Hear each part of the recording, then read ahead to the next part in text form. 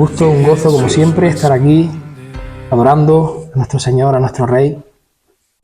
Y pues hoy vamos a continuar con el Sermón del Monte, donde estaremos compartiendo hoy, ahí en el capítulo 5, los versículos del 27 al 30. Así que por favor, pues, acompáñenme ahí a Mateo capítulo 5, versículos del 27 al 30, y vamos a leer lo que nuestro Señor Jesucristo dijo en este pasaje que abrazamos hoy. Le he puesto como título al sermón de hoy: Más allá de la acción, la batalla por la pureza del corazón. Bien, dice la palabra del Señor, dice: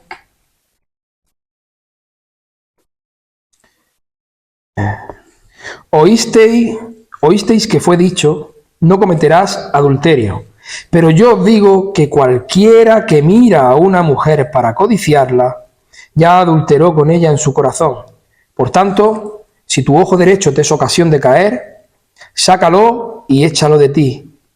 Pues mejor te es que se pierda uno de tus miembros y no que todo tu cuerpo sea echado al infierno. Y si tu mano derecha te es ocasión de caer, córtala y échala de ti. Pues mejor te es que se pierda uno de tus miembros y no que todo tu cuerpo sea echado al infierno. Acompáñame un momentín en oración. En el nombre de tu Hijo Jesucristo. Amén. Amén. Bien. Bueno, pues la enseñanza de Jesús aquí en Mateo 5, del 27 al 30, hermanos, nos confronta con la profundidad del pecado, no solo en la acción externa, sino en la intención de nuestro corazón. En este pasaje, de la misma manera que en el sermón anterior, con el sexto mandamiento de no matarás, en este pasaje Jesús eleva la ética de la ley a una dimensión radical. De la misma manera que lo hizo en ese sexto mandamiento, si recuerdan, la semana pasada, no matarás, mostrando que el pecado comienza en la mente, comienza en nuestra mente, y que la santidad es un llamado que trasciende lo visible, que trasciende lo externo. Como creyentes nosotros reconocemos, amados hermanos, que el hombre está profundamente corrompido por la depravación total, por esa corrupción radical, pero también que la gracia transformadora de nuestro Dios, que obra en la regeneración, es la única solución para vivir en verdadera pureza. Jesús no solo enseña sobre el comportamiento externo, sino que profundiza, redefine, profundiza en la condición del corazón. Aborda el tema del adulterio, pero va más allá de esa acción física. Va más allá de esa acción física para confrontar lo que es la raíz del pecado. ¿Y cuál es la raíz del pecado? La lujuria en el corazón. Esa es la verdadera raíz del pecado. Este pasaje, hermanos, es una llamada a la pureza radical, tanto en pensamiento como en la acción, y nos desafía a tomar medidas drásticas para evitar el pecado. Para la audiencia original de aquella época, recordemos que aquellos hombres y mujeres judíos y profundamente formados por las escrituras del Antiguo Testamento, esta enseñanza de Cristo resultaba radical, resultaba impactante, porque no bastaba cumplir la letra de la ley, sino que era imprescindible una transformación interna en lo profundo de nuestros corazones, en lo profundo de nuestra alma. Hoy nosotros, al escuchar estas palabras, nosotros comprendemos que el mensaje es plenamente cumplido ¿en quién? En Cristo. Nosotros lo comprendemos, y eso nos convoca a nosotros como cristianos, como creyentes, a una vida de santidad, de una vida de pureza interior. Los mandamientos, como no matarás, o el que vamos a estar viendo hoy, no cometerás adulterio, eran comprendidos en aquella época por aquel pueblo judío en un sentido literal y normativo, y la interpretación rabínica tradicional se centraba en la conducta externa nada más. Recordemos del sermón anterior que dijimos que Cristo ahora, de este versículo 21 al versículo 48, que es el final del capítulo 5, iba a seguir un patrón a través de 6 ejemplos o 6 antítesis, dijimos, que Cristo comienza a enseñarles a ese pueblo judío. Dijimos que Jesús iba a tomar mandamientos bien conocidos y los iba a amplificar. Lo iba a llevar, digamos, a un punto más alto, ¿no? Mostrando su verdadera intención, la verdadera intención de estos mandamientos.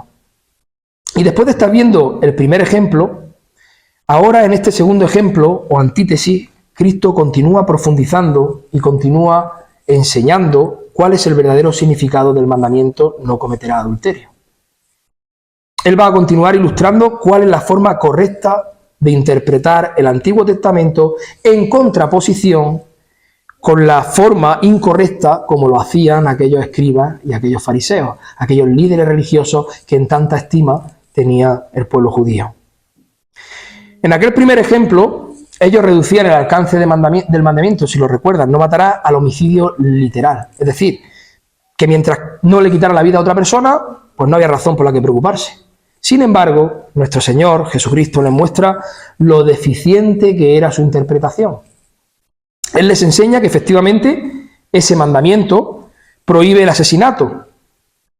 Pero no solo eso, sino que va mucho más allá. No se queda solamente en ese acto físico, sino que el simple hecho de atesorar en el corazón ese odio, de atesorar en el corazón la ira, la venganza, el enojo hacia el prójimo, ya te hacía culpable, ya te hace culpable de homicidio delante de un Dios que es santo y que es justo.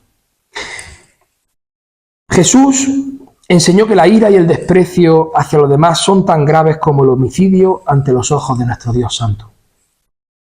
La enseñanza central que pudimos extraer fue que debíamos buscar, si recuerdan, la reconciliación con los demás antes de presentar nuestras ofrendas a Dios, ya que la adoración aceptable no puede separarse de la paz y del amor hacia el prójimo. Aquel primer ejemplo nos llama a vivir en armonía con todos los demás, reflejando la santidad de Dios y la necesidad de Cristo en nuestras vidas para poder alcanzar esa justicia que supere a la de aquellos escribas y aquellos fariseos.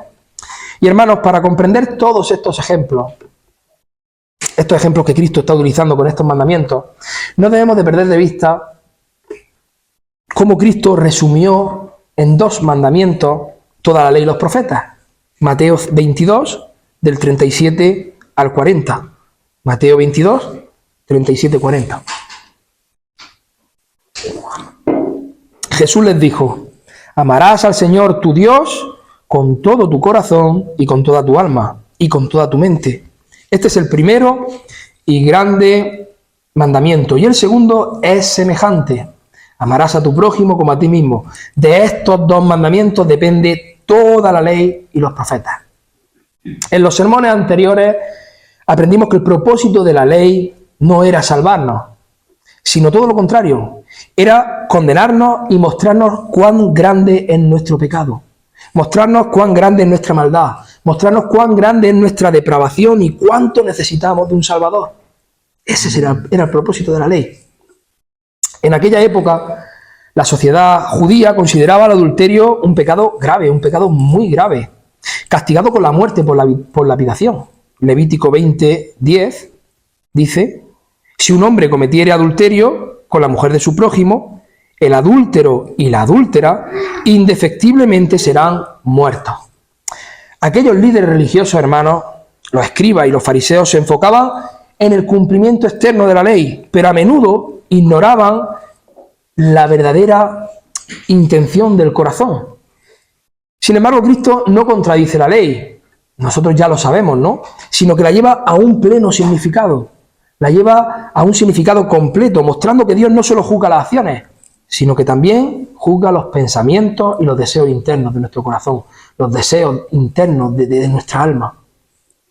Como escuchaba a un hermano decir, yo me imagino a aquellos líderes religiosos por la noche antes de irse a dormir, tomando la ley, ¿no? Y decir, yo no he matado, yo no he mentido, yo no he robado, no he estado con una mujer que no sea la mía, he guardado el sábado, no he tomado el nombre de Dios en vano. Bueno, pues está bien, estoy bien, yo estoy a cuentas con el Señor.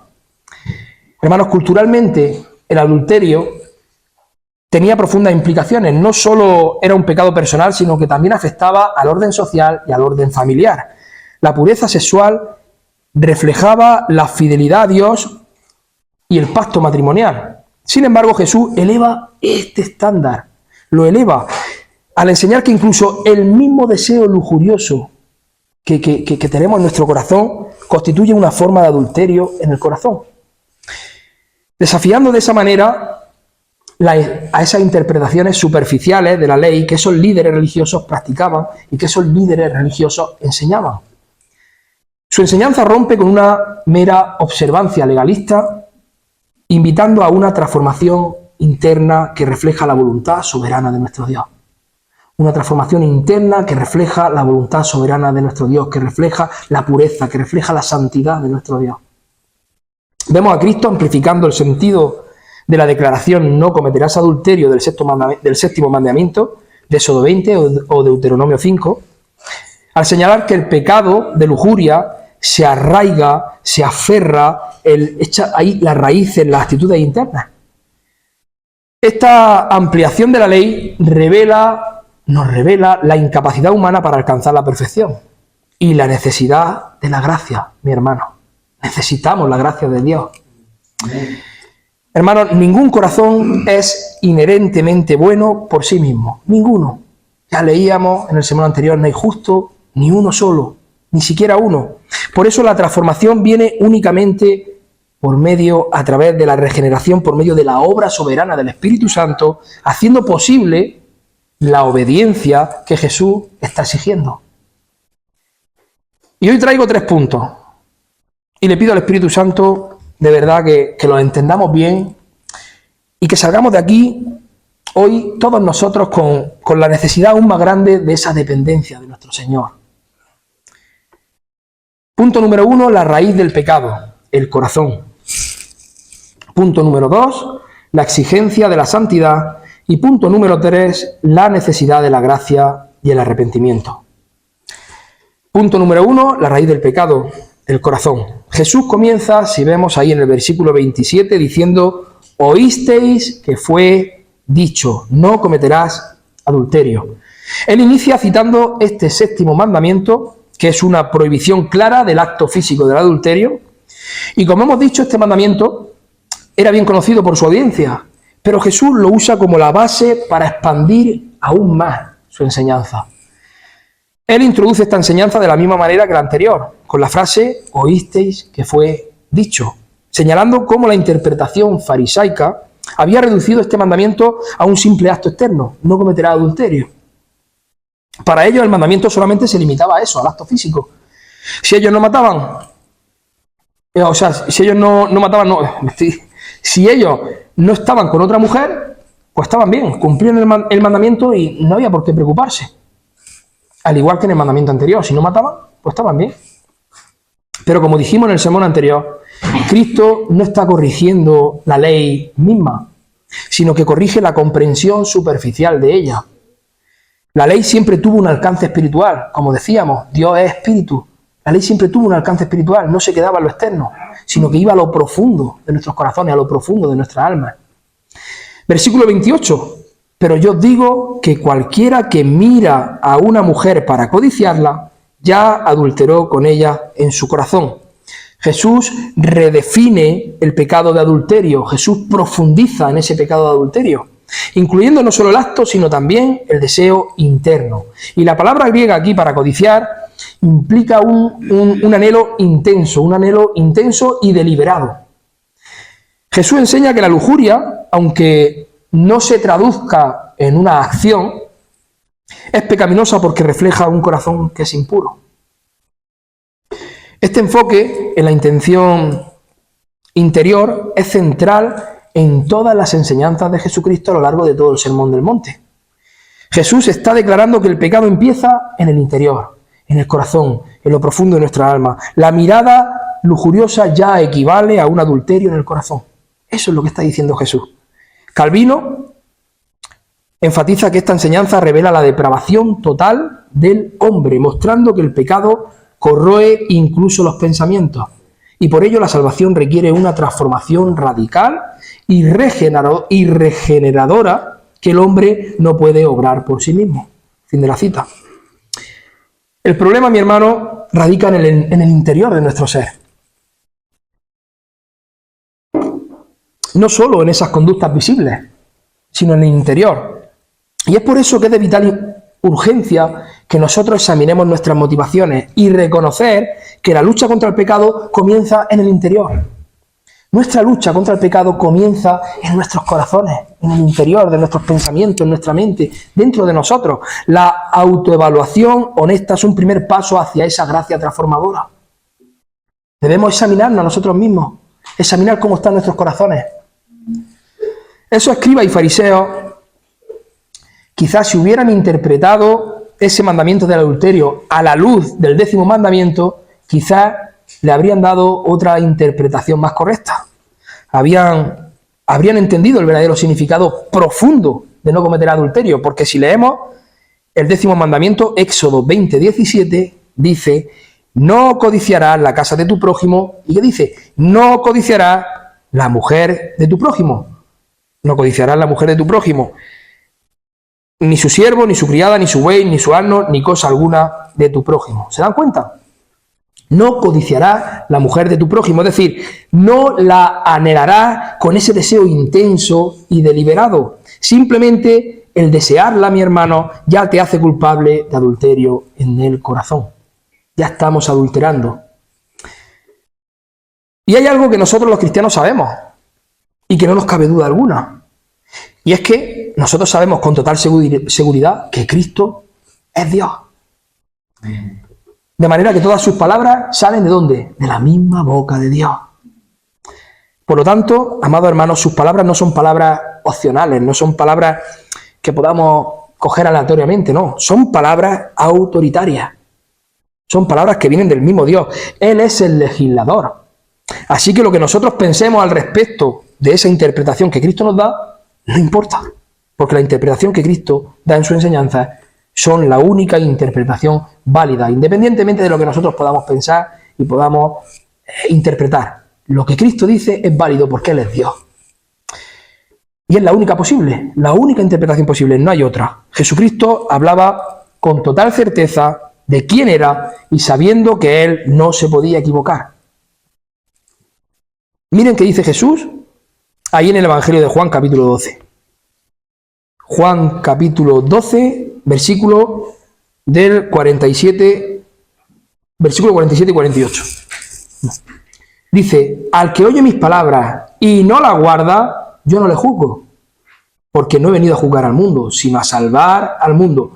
El que me rechaza y no recibe mis palabras, tiene quien le juzgue. La palabra que he hablado, ella le juzgará en el día postrero. Todo lo sensato que nosotros, que las personas han oído y todas las oportunidades que han tenido para conocer la verdad serán testigos en contra de ellos o en contra nuestra en el juicio final. Más adelante en Mateo 24 el Señor dice: el cielo y la tierra pasarán. ¿Y qué más dice? Pero mis palabras no pasarán. Las mismas palabras que muchas personas escuchan de Jesús y que rechazan serán sus jueces. Las mismas palabras. Hermanos, todo lo que los hombres han sabido de Dios y no han cumplido será un testigo en contra de ellos en el día del juicio. Y la palabra del Señor nos está diciendo aquí que cualquiera que mire a una mujer y simplemente la codicie ya ha cometido adulterio en su corazón. Y sus palabras son verdad. Y nosotros lo sabemos. Nosotros sabemos que son verdad. Porque nosotros sabemos que Cristo es Dios. Una chispa pequeña en un bosque seco, imaginársela, puede desencadenar un incendio devastador si no se apaga a tiempo. Así también un pensamiento lujurioso, aunque parezca insignificante, puede llevar a consecuencias muy graves si no lo enfrentamos de inmediato. Primera de Corintios 6, versos 9 y 10, versículo 9 y 10. Dice, Primera de Corintios 6, 9 y 10. ¿No sabéis que los injustos no heredarán el reino de Dios? No erréis, ni los fornicarios, ni los idólatras, ni los adúlteros, ni los afeminados, ni los que se echan con varones, ni los ladrones, ni los ávaros, ni los borrachos, ni los maldicientes, ni los estafadores heredarán el reino de Dios. Y podremos decir cada uno de nosotros, podemos decir, no somos tan malos. Pues si nosotros no somos tan malos, si yo no soy infiel a mi marido, si yo no estoy con otra mujer que no sea mi esposa, yo me estoy manteniendo sin tener relaciones íntimas con nadie hasta que aparezca la mujer adecuada. Pero ¿qué podemos decir nosotros, hermanos, acerca de nuestro corazón? ¿Qué podemos decir nosotros acerca de nuestra pureza de corazón, de nuestros pensamientos íntimos? ¿Qué se nos ha pasado por la mente al mirar quizás a alguna mujer, algún hombre, alguna vez? ¿Qué nos ha venido a lo más profundo de nuestro corazón cuando hemos puesto nuestra mirada en lugares donde no debemos mirar? Dice un proverbio que sobre toda cosa guardemos nuestro corazón porque de él mana la vida. Nadie estamos exentos de la corrupción del corazón, mi hermano. Nadie. Una sola mirada puede estar cargada de mucho adulterio, mi hermano. Una sola mirada. Cristo es literal aquí. Cualquiera que mire a una persona de manera que genere un deseo pecaminoso simplemente en esa mirada, ya ha cometido adulterio a los ojos de Dios. Ya ha adulterado y ha incumplido el séptimo mandamiento en su corazón. Quizá una persona no lleve a cabo ese deseo que tiene en su corazón, con, por ejemplo, no sé, un compañero, una compañera de trabajo. Quizás no lo lleve a cabo, ¿no? No lo lleve a ser una acción. Y de esa manera no llega a realizar el acto de infidelidad con alguien que no sea su cónyuge. Pero eso no te exime del pecado del adulterio. Porque ya eres culpable de adulterio. ¿Por qué? Porque Dios no mira lo que el hombre mira. ¿Qué es lo que mira Dios? Los corazones. Los corazones. Y es posible que no haya llevado a cabo esos deseos, simplemente por temor a las consecuencias, pero eso no te exime de desearlo. Porque quizás tú no lo has llevado a cabo, ¿por qué? Por miedo a las consecuencias que puedan tener tus actos. De codiciarlo, de anhelarlo intensamente y deliberadamente. Pero eso no te exime del pecado de adulterio. Y tenemos un claro ejemplo en el mismo principio, en Génesis mismo. Ahí tenemos un claro ejemplo de cómo el pecado ya lo llevamos en el corazón, mucho antes de llevarlo a la acción. Y ahí podemos ver un ejemplo. Adán y Eva en Génesis, ¿recuerdan a Eva? Cuando pecó. ¿Cuándo pecó? ¿Lo recuerdan? ¿Al tomar el fruto? ¿O cuándo pecó? No, pecó antes de la acción. Antes de la acción de comerlo, ella pecó. ¿Dónde forjó, digamos, ese pecado? En el corazón. Génesis 3:6. Y vio la mujer que el árbol era bueno para comer y que era agradable a los ojos y árbol codiciable para alcanzar sabiduría. Árbol codiciable para alcanzar sabiduría.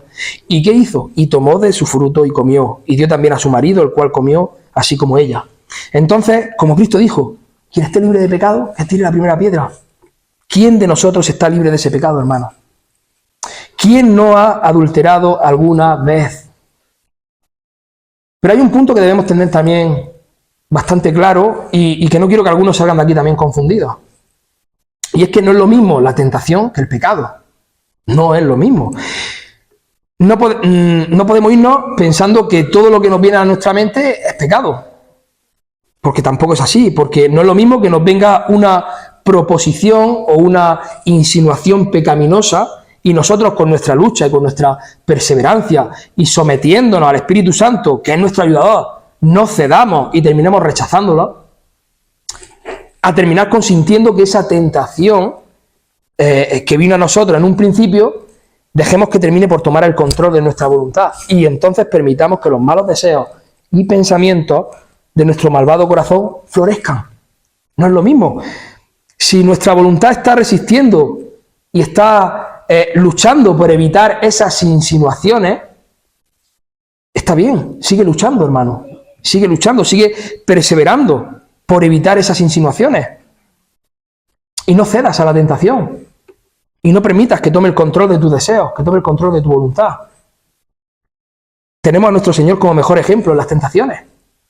Nuestro Señor Jesucristo. Él fue tentado, pero no pecó. De hecho, la Escritura dice que Él fue tentado en todo, pero no pecó. Él rechazó esas insinuaciones de Satanás y actuó conforme a la voluntad de Dios. Así que, hermanos, no es lo mismo ser tentado que ceder a la tentación. Pero tampoco caigamos en el error de creer que no hemos cometido ningún pecado porque no hemos llevado, no hemos llevado a cabo ese acto pecaminoso. Tampoco caigamos en ese error, porque tan pronto nuestra voluntad consienta el pecado, en el momento en que nuestra voluntad consiente el pecado, ya has cometido pecado. Ya has cometido pecado, aunque no tengas la ocasión de llevarlo a cabo en la acción, pero tú ya has cometido el pecado. Y para ello me gustaría compartirles una ilustración que le escuché al pastor en Suger Michelén, una ilustración muy buena, que creo que ilustra muy bien esta situación, ¿no? Imaginemos por un momento, igual la han escuchado, a un niño al que se le ha prohibido comer unos dulces que se encuentran en una despensa. Él no debe comerse esos dulces, ni siquiera debe tocarlos, a menos que sus padres le den permiso para hacerlo. Sin embargo, el niño llega un día a la cocina y su madre pues, está, no sé, en el supermercado, ¿no? Y sabe que no va a llegar en un tiempo, y su padre pues está arriba en el despacho teletrabajando y sabe que no va a bajar en un rato. Y entonces le viene esa proposición o esa insinuación. Y él sabe perfectamente que nadie lo va a ver y también sabe que es posible que ni siquiera hayan contado los dulces. Así que el niño le gusta la idea y dice, pues bueno, pues voy a la despensa, voy a abrir la despensa y voy a coger un solo dulce y me voy a comer solo ese dulce y aquí no se va a enterar ni el tato, no se va a enterar nadie. Pero con tan mala fortuna que cuando abre la despensa se da cuenta de que no queda ningún dulce y tristemente cierra la despensa. ¿Podemos decir que el niño no ha pecado porque no ha llegado a comerse ese dulce, porque no ha llegado a cometer la acción? No, claro que pecó. En el momento que la voluntad del niño consintió la insinuación pecaminosa de su malvado corazón, ya estaba pecando. ¿Ya estaba pecando de qué? De desobediencia a los padres y de robo, porque los padres le habían dicho, eso no se toca. O sea, ya en su mismo corazón ya estaba pecando. Ese dulce no llegó a comerlo, pero su intención era tomar ese dulce que no tenía permitido tocar. Así que de la misma manera, aquel que mira a una mujer para codiciarla, o aquella mujer que mira a un hombre para codiciarlo, ya ha adulterado con ella o con él en su corazón. Aunque ese hombre no haya hecho absolutamente nada con esa mujer, ese hombre ha dado lugar a pensamientos impuros en su corazón. Y si no hubiera consecuencias que le impidieran llegar más allá con esa mujer, de seguro que terminaría realizando la acción. Y eso ya está considerado adulterio ante los ojos de Dios. Simplemente ese deseo lujurioso, ese anhelo deliberado. El simple deseo, la simple codicia, el simple anhelo deliberado es pecado, hermano. Así que creo que está suficientemente claro que la raíz del pecado está ¿dónde? En el corazón. De hecho, Marcos 7, del 21 al 23, Marcos 7, ahí leemos del mismo Señor, que dice, Marcos 7, del 21 al 23, dice, porque de dentro del corazón de los hombres salen los malos pensamientos, los adulterios, las fornicaciones, los homicidios, los hurtos, la avaricia, las maldades, el engaño, la lascivia, la envidia, la maledicencia, la soberbia, la insensatez. Todas estas maldades de dentro salen y contaminan al hombre. De dentro salen. La raíz del pecado está en el mismo corazón y es una batalla que el cristiano tiene cada día en esa búsqueda constante y perseverante por la pureza del corazón. Y así que ahora pues vamos en el momento de ir al segundo punto, la exigencia de la santidad. Mateo 5, 29 al 30. Por tanto, si tu ojo derecho te es ocasión de caer, sácalo y échalo de ti, pues mejor te es que se pierda uno de tus miembros y no que todo tu cuerpo sea echado al infierno. Y si tu mano derecha te es ocasión de caer, córtala y échala de ti, pues mejor te es que se pierda uno de tus miembros y no que todo tu cuerpo sea echado al infierno. En primer lugar, mi hermano, decirles que estos versículos, aquí se está empleando un lenguaje hiperbólico, para subrayar la gravedad del pecado y la necesidad de la acción radical. Hay que dejar claro que Jesucristo no está promoviendo que nos automutilemos literalmente, ¿no? Eso sería absurdo y necio de pensar eso, que igual algunos lo piensan, pero eso sería algo absurdo. Sino que ilustra la urgencia de eliminar las fuentes de tentación. Es urgente que eliminemos toda fuente de tentación. El ojo simboliza lo que vemos y deseamos, y la mano lo que hacemos, nuestras acciones, ¿no? Y la mención del infierno podemos decir que resalta las consecuencias externas del pecado no confrontado. El uso de imágenes tan fuertes como sácatelo o córtala era habitual en la enseñanza rabínica. Así que, como he dicho, estas expresiones hiperbólicas no deben entenderse de forma literal, sino como un llamado urgente, ¿no? Como una llamada de atención, una advertencia urgente, a eliminar de raíz todo aquello que puede llevarnos al pecado, de raíz. Vemos a Jesús utilizando una imagen impactante para ilustrar la urgencia de eliminar cualquier fuente de tentación. La mutilación aquí es algo simbólico, invitando al creyente a desprenderse de todo aquello que pueda contaminar su corazón y que pueda desviar su fidelidad a Dios. Jesucristo muestra que la verdadera pertenencia al reino requiere integridad y requiere pureza de corazón. De la misma manera que un escultor, antes de crear una escultura, una obra maestra, debe limpiar y debe pulir, ¿no?, ese bloque de mármol, pues de la misma manera, así el creyente debe someterse a una limpieza interna para reflejar la imagen de Cristo. En Efesios 6, el apóstol Pablo nos describe la armadura de Dios. ¿Y qué es lo que dice? Efesios 6, 14 al 17. Estad pues firmes, ceñidos vuestros lomos con la verdad, y vestidos con la coraza de justicia, y calzados los pies con el apresto del evangelio de la paz. Sobre todo, tomad el escudo de la fe, con que podáis apagar todos los dardos de fuego del maligno, y tomad el yelmo de la salvación y la espada del Espíritu, que es la palabra de Dios. En la lucha por la pureza, el cinturón de la verdad, que nos ancla a esas promesas divinas. El escudo de la fe, que nos protege de las tentaciones. Y la espada del Espíritu, que es la palabra de Dios. La palabra de Dios que nos ayuda a combatir pensamientos impuros para mantenernos firmes en todo aquello que le agrada a Dios. Juan Calvino en su comentario destaca que Jesús nos llama a purificar nuestro corazón de todo deseo impuro. No solo evitar el pecado externo. Calvino veía la mención de la mutilación como una metáfora para eliminar las ocasiones de pecado con determinación. Y Martin Lloyd-Jones subraya que la victoria sobre la lujuria viene de una vida llena del Espíritu Santo, donde es Cristo quien reemplaza nuestros afectos pecaminosos. Y Spurgeon nos exhorta a que si algo te aleja de Dios, deshazte de ello, tíralo, apártalo de ti, aunque sea tan valioso como tu ojo o como tu mano. Hermano, tu alma es más importante. Tu alma es más importante. Dios no es quien nos tienta. Dios es quien nos santifica. Él no nos tienta. En Santiago 1, verso 12 al 14 leemos. Santiago 1, versículo 12 al 14. Dice, bienaventurado el varón que soporta la tentación, porque cuando haya resistido la prueba, recibirá la corona de vida que Dios ha prometido a los que le aman.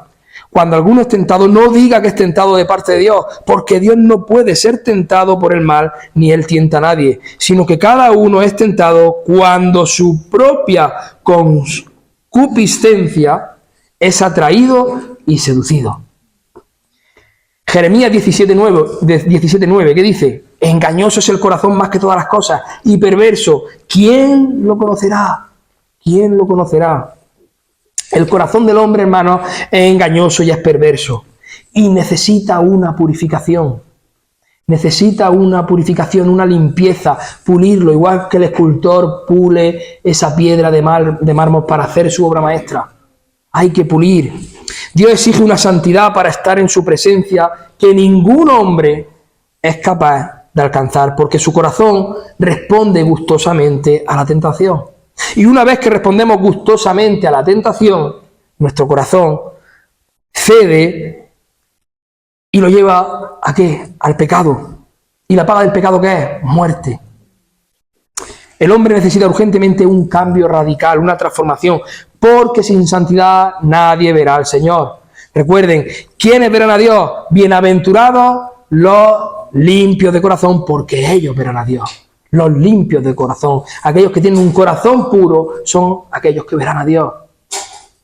Hermanos, y es solamente Dios, por medio de Cristo, quien puede obrar ese cambio radical. Solamente Dios. Porque absolutamente todos venimos dañados. Absolutamente todos venimos corruptos. Venimos depravados. Desde el vientre de nuestra madre. Venimos de fábrica, de serie. Venimos así. Y solo Dios puede obrar ese milagro. Solo Dios. Tal y como dice la Confesión Bautista de 1689 en su primer punto de la santificación. El punto dice, el punto 1, aquellos que son unidos a Cristo, que son llamados eficazmente y regenerados, teniendo un nuevo corazón y un nuevo espíritu, creado en ellos en virtud de la muerte y resurrección de Cristo, son también santificados aún más, real y personalmente, en virtud de esta muerte y resurrección, por medio de su palabra y su espíritu que habitan en ellos. El dominio de todo el cuerpo de pecado es destruido y los diversos deseos del mismo son cada vez más debilitados y mortificados, y ellos son cada vez más vivificados y fortalecidos en todas las virtudes salvadoras, para la práctica de toda verdadera santidad, sin la cual nadie verá al Señor. En el día de hoy, mis hermanos, aún hay muchos cristianos que no entienden el alcance de la maldad y de la perversidad de sus corazones. Que no comprenden que aún no hemos sido librados del pecado. Aún no hemos sido librados del pecado, sino que hemos sido librados del dominio del pecado. Pero la presencia del pecado aún está ahí. Y es una lucha continua. Es una lucha continua que tenemos. Es una guerra continua, y no solo continua, es una guerra irreconciliable. El deseo de la carne siendo, lo leíamos antes, el deseo de la carne siendo contra el espíritu y el espíritu contra la carne, lo leíamos antes en la confesión. Algún hermano lo leía. Y es la gracia soberana de Cristo el único remedio para la depravación humana. La gracia soberana es el único remedio. La regeneración que Cristo obra del corazón no es producto del esfuerzo humano, sino la obra del Espíritu Santo aplicando el ¿qué? La justicia imputada de Cristo al creyente. Mediante nuestro Señor Jesucristo se revela la plenitud de la justicia, ya que Él vivió sin mancha y mediante su sacrificio nos capacita ahora a nosotros, los creyentes, los hijos de Dios, los que hemos creído, para ser transformados internamente en nuestros corazones, en el interior. Es por Él, solo por Él. No hay nada que nosotros podamos hacer. Sí, someternos a Él, humillarnos delante de Él. El llamamiento a la pureza del corazón no se limita a una enseñanza moral, sino que está inscrito en el plan redentor de Dios. La gracia de Cristo nos invita a renunciar a la antigua naturaleza pecaminosa y a vivir una vida en obediencia y amor. El proceso de santificación es continuo y progresivo, y se manifiesta en la renovación diaria de la mente y del corazón conforme a la palabra de Dios. Conforme a la palabra de Dios. Así que no me vengan personas diciendo que no son, que muchas personas que vienen y dicen que son cristianas, pero que no tienen tiempo de leer. Hay muchas que dicen que son cristianas, pero que dicen que no tienen tiempo para leer la palabra de Dios. Que ellos no son de mucho leer. Que ellos tienen mucha comunión con Dios, que ellos oran mucho, que ellos alaban mucho, cantan mucha alabanza al Señor y que ven a Dios en todas partes, que a través de todas las personas le habla a Dios, pero no leen la palabra de Dios. No puede ser, es que no puede ser. No puede ser porque el proceso de santificación es continuo y progresivo y se manifiesta en la renovación diaria de la mente y del corazón conforme a la palabra de Dios. A la palabra de Dios, porque la fe viene por el oír, y no por oír cualquier cosa, por oír el ¿qué? La palabra de Dios. Entonces que no vengan diciendo que no tienen tiempo de leer la palabra de Dios, pero que ellos tienen comunión con Dios. Mentira. Si tú no lees la palabra de Dios, no tienes comunión con Dios, porque si tú solo oras y cantas alabanza, es un monólogo. Y no tienes comunión con nadie, tienes comunión contigo mismo. Y es así, tienes comunión contigo mismo. Eres tú y solo tú, como decíamos antes. Dios no te está hablando. Dios no te está hablando. Le has quitado la gloria a Dios y estás dejando que todo dependa de ti mismo. Y nada te hace diferente de aquellos escribas y fariseos, porque no estás buscando el reino de Dios y su justicia. Porque no tienes hambre y sed de justicia. Y para poder vencer al pecado debes de armarte de toda la armadura de Dios. Porque el pecado es más fuerte que tú. Porque el pecado va en tu naturaleza pecaminosa, en tu naturaleza caída. Y es Dios quien te santifica por medio de su santa y bendita palabra para poder resistir la tentación. ¿Cómo respondió Cristo en las tentaciones del desierto? Escrito está, escrito está, escrito está. ¿Por medio de qué? De la palabra de Dios. La espada del Espíritu, que es la palabra de Dios, la que nos ayuda a combatir todos esos pensamientos impuros. ¿Para qué? Para mantenernos firmes en todo aquello que le agrada a Dios. No son tu alabanza, hermano, no son tu obra, ni siquiera tus oraciones, es la palabra de Dios obrando por medio del Espíritu Santo en tu vida. Y ya para ir acabando vamos a ir a ese último punto, la necesidad de la gracia y el arrepentimiento. La necesidad de la gracia y el arrepentimiento, siempre lo mismo, necesitamos reconocer que no podemos sin Él. Y necesitamos arrepentirnos de nuestro pecado, si es que siempre es lo mismo. Si ser cristiano en verdad es muy fácil, es descansar en Cristo. Y qué difícil lo hacemos por nuestra corrupción. Reconoce, mi hermano, tu incapacidad propia. La ley revela la profundidad del pecado y nuestra incapacidad de sanarnos por nuestra cuenta. Hay algunos que piensan que se pueden sanar por ellos mismos y no. Tenemos necesidad de médico con mayúsculas y la gracia es la solución soberana a este problema. Su gracia, la gracia de Dios, es la única solución a este problema. Solo mediante la regeneración y la obra redentora de Cristo por medio del Espíritu Santo somos hechos capaces de vivir conforme a la voluntad de Dios. Y chimpum, es que no hay otra. Compara, mi hermano, la transformación del corazón con la restauración de un edificio que está dañado. Si un arquitecto experto, si ahí no hay un arquitecto experto y si no hay unos materiales de calidad, que podríamos llamar la gracia divina, la reconstrucción no es posible. No es posible. El llamado al arrepentimiento no es un fin en sí mismo, sino el comienzo de una relación transformadora con Cristo. Es esencial confesar nuestros pecados, hermanos. Es esencial autoexaminarnos cada día, examinar nuestros corazones, apoyarnos en la palabra y en la comunidad de la fe, en la iglesia, en los hermanos. Amén. Y permitir que el Espíritu Santo sea quien nos renueve cada día. Hay que pedírselo al Espíritu Santo, renuévame cada día. Hoy nos ha tocado vivir, hermanos, en una sociedad, en un mundo en el que hay una sociedad donde los estímulos visuales son constantes. Y es muy fácil caer en pecado. La sociedad en la que nos ha tocado vivir es muy fácil caer en pecado. Una sociedad en la que vemos la pornografía y toda clase de inmoralidad sexual al alcance de cualquiera, de los mismos niños en sus móviles, en sus tablets. Ya no respetan ni los horarios para mostrar sensualidad en los mismos anuncios publicitarios, en los programas de televisión, en el chismorreo, en toda esa salsa rosa y todo eso. El Jorge Javier Vázquez, no sé si sigue ese hombre. Pero bueno, que eso, no se respeta ni siquiera el horario infantil. Es que no se respeta. La advertencia de Jesús nos recuerda la importancia, hermanos, de vigilar nuestros pensamientos. Reconociendo que cada imagen o deseo mal dirigido puede afectar a nuestra integridad espiritual. Nosotros somos responsables de todo aquello que nos estamos alimentando. Nosotros somos responsables. También somos responsables del cuidado de nuestros hijos y de educarlos en el temor del Señor. Es responsabilidad nuestra.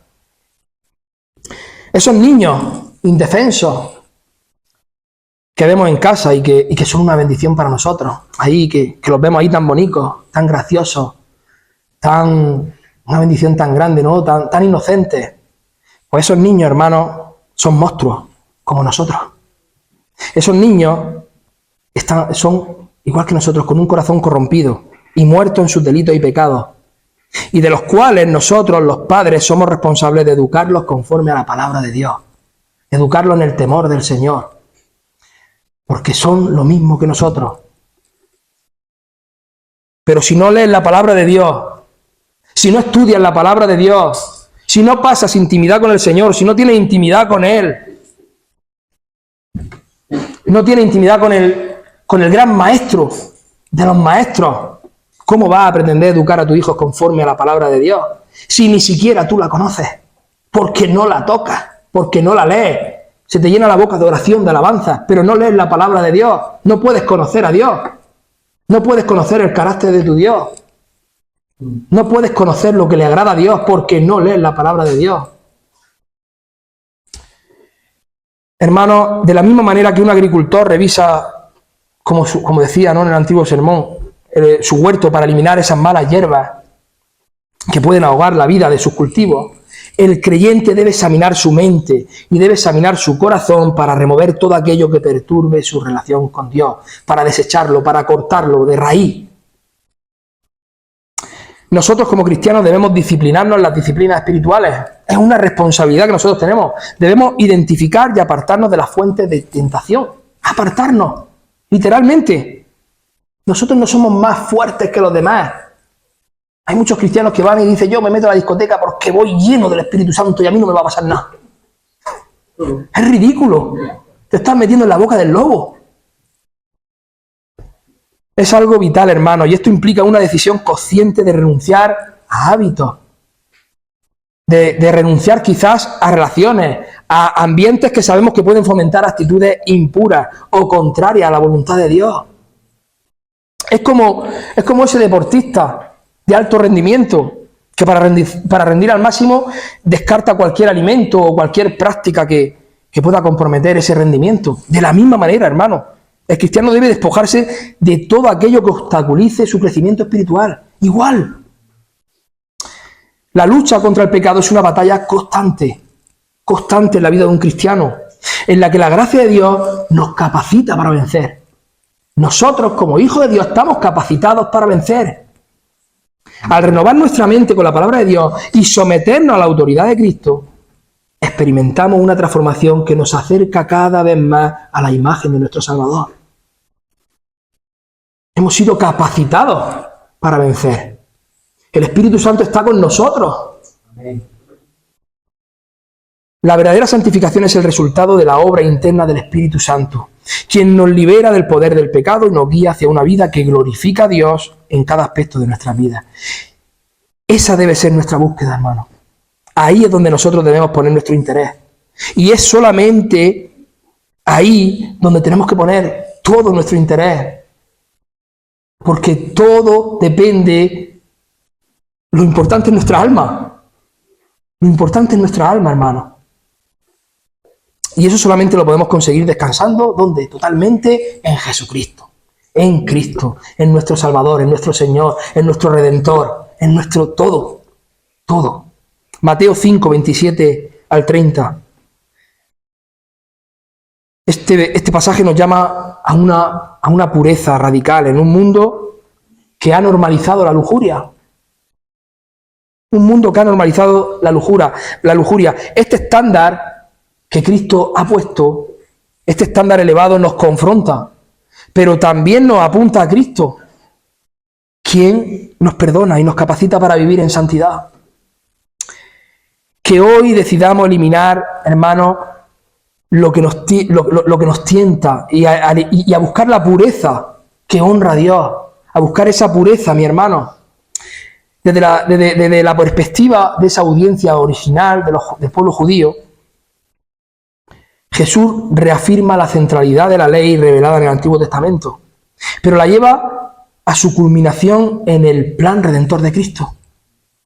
Para nosotros, hermanos, esta enseñanza sigue siendo un llamado urgente, muy urgente, un toque de atención, una llamada de advertencia. Debemos examinar nuestros pensamientos, debemos eliminar las tentaciones y debemos permitir que la gracia transformadora de Jesucristo nos haga vivir en santidad.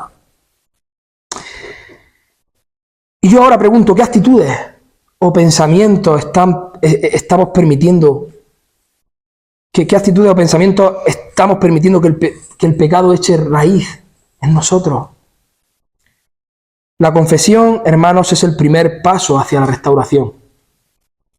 Confesar nuestros pecados delante de un Dios santo, misericordioso, amoroso con sus hijos, es el primer paso hacia esa restauración.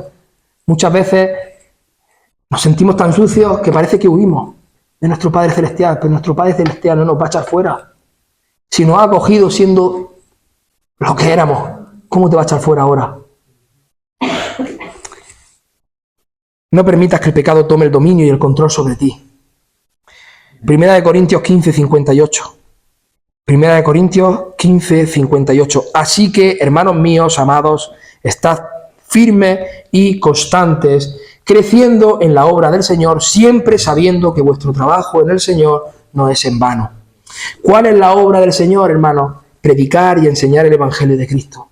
Aplicar el contenido de la Biblia a nuestra vida. Edificándonos unos a otros en la iglesia y amando al prójimo como a uno mismo. Teniendo siempre ese anhelo, ese deseo de guardar los mandamientos de Dios. Y todo eso lo hacemos porque estamos agradecidos por la salvación que nos ha dado Dios a través de su Hijo Jesucristo. Así como Dios nos extiende su amor sin medida, de la misma manera, así nosotros, nuestras desinteresadas obras que hacemos para Él, para su gloria, serán sin medida. Gálatas 5:1. Estad pues firmes en la libertad con que Cristo nos hizo libres, y no estéis otra vez sujetos al yugo de la esclavitud. Hermanos, hemos sido libres de esa conciencia estresante, esa conciencia agobiante de que somos incapaces de cumplir con las demandas de la ley. Cristo nos ha libertado. Ya no hay una conciencia acusadora de la ira de Dios. Si tú has nacido de nuevo, tú has sido libertado de la maldición que la ley pronuncia sobre el pecador. No intentes ganar nada con tu propia justicia. No intentes ganar nada con tu propia justicia. Dios ha derramado de su gracia sobre tu vida. Cristo te ha hecho libre. Amén. Cristo te ha hecho libre, y esa libertad significa que has sido liberado del poder y del control del pecado que antes te tenía esclavizado a través de la ley. Ahora Cristo es tu justicia. Aférrate a ella. Aférrate a ella, mi hermano, y renuévate a través de la palabra de Dios cada día. La meditación diaria de la Escritura y la oración son herramientas esenciales para transformar el corazón, para que Dios transforme nuestros corazones, para que los vaya conformando más y más al carácter de Cristo. Pide cada día la ayuda del Espíritu para detectar esas áreas de tentación. Necesitamos la ayuda del Espíritu Santo. Dios ha puesto su Espíritu Santo dentro de ti, así que aprovéchalo, mi hermano, aprovéchalo, lo tienes dentro de ti. Toma medidas prácticas con la ayuda del Espíritu Santo para evitar la exposición a estímulos que te puedan incitar a pecar. Quizás debes dejar ciertas amistades. Quizás debas suprimir ciertos hábitos que sabes que no te hacen nada bien, mi hermano. Pero tienes que hacerlo, porque esas medidas son parte de la lucha espiritual hasta que la gracia produce ese cambio profundo dentro de ti. Debemos ser disciplinados, debemos ser diligentes en nuestro servicio a nuestro Dios. Disciplínate para la piedad, le dijo Pablo a Timoteo. Si quieres crecer en tu conformación con el carácter de Cristo, mi hermano, debes de pasar más tiempo con el Señor que con las cosas del mundo. Literal. Que el Señor nos ayude, mi hermano, a aplicar adecuadamente su palabra en nuestra vida. Y que el Espíritu Santo guíe siempre a esta iglesia, hermano, a enseñarla fielmente, a enseñar esa palabra fielmente y a buscar en todo momento el reino de Dios y su justicia, a tener hambre y sed de justicia. El pecado, hermanos, comienza en el corazón y la verdadera pureza es posible solo por medio de la gracia soberana de nuestro Dios. Jesús nos llama a una transformación radical y te invita a desechar todo aquello que contamina nuestro ser. Todo. Confiando en que a través de la regeneración y la obra del Espíritu Santo podemos vivir una vida que honre a Dios en cada pensamiento y en cada acción.